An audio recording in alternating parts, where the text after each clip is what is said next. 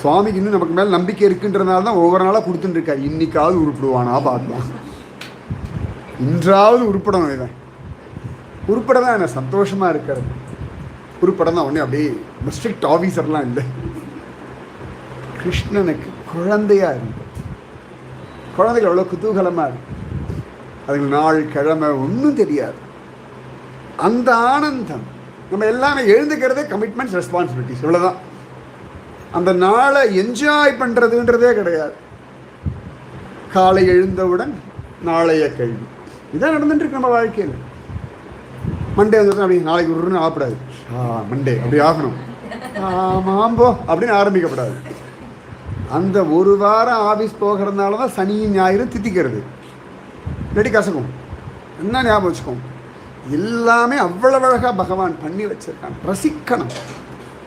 பகவான் ரசிகேந்திரன்.